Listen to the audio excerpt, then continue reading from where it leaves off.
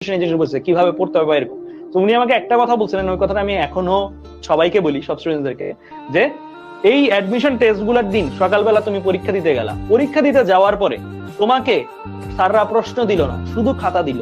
শুধু খাতা দিয়ে স্যাররা বলল তুমি যা জানো বা তোমার যে বই বা তোমার যে নোট খাতা ওইটা পুরাটা তোলো, শুরু থেকে শেষ পর্যন্ত হুবহু কার্বন কপি করো। তুমি যেদিন ওই কার্বন কপিটা করতে পারবা, মানে একদম ব্যাক টু চ্যাপ্টার অপার হয়ে ফার্স্টে এটা পড়েছিল, তারপর এটা পড়েছিল, তারপর এটা, তারপরে এটা, তারপরে এটা, তারপরে এটা, কার্বন কপি যখন পুরো খাতাটা তুমি করে দিয়ে আসতে পারো, পুরো ফুল ফিজিক্স, ফুল কেমিস্ট্রি, ফুল ম্যাথ, সেই দিন তুমি ফিল করবা, তুমি যদি ওই ক্যাপাসিটি অ্যাচিভ করো, সেদিন তুমি ফিল করবা তুমি চান্স পাচ্ছ। ওই দিন তুমি ফিল করো তুমি চান্স পাবাই 100%। তোমার এটা মিস, ঠিক আছে? লাখ যাই হোক তুমি চান্স পাবে 100%। কারণ তোমার ওই রকম ভাবে থাকতে হবে।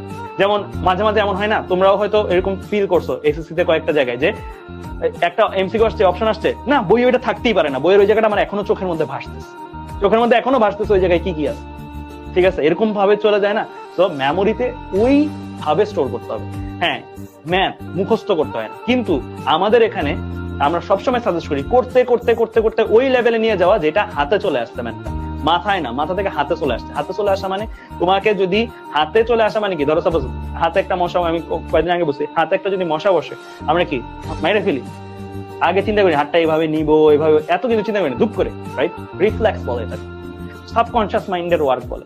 তুমি যখন সাবকনসিয়াস মাইন্ডে ম্যাথ সলভ করতে পারবা, মানে জাস্ট ম্যাথটা দেখি সলভ করতে পারবা, তখন তুমি আসলে ফিল করবা যে হ্যাঁ তুমি চান্স পাইতে পারো।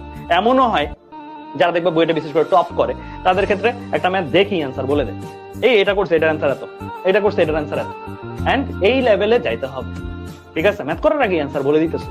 এটা মুখস্থ করে নেই তারা, তারা করতে করতে এটা হয়ে গেছে, বুঝছো? তখন তারা নিজের ভুল হইলেও এটাও পরীক্ষা হলে ধরে ফেলতে পারে, নিজের কোন জায়গায় ভুল হচ্ছে এটাও পরীক্ষা হলে ধরে ফেলতে পারে, যে এই এরকম তো আসার কথা না, মানে ধরে ফেলতে পারে, পরেরটাতে চলে যেতে পারে। তো এইটা অ্যাচিভ করা কিন্তু সহজ থিং না।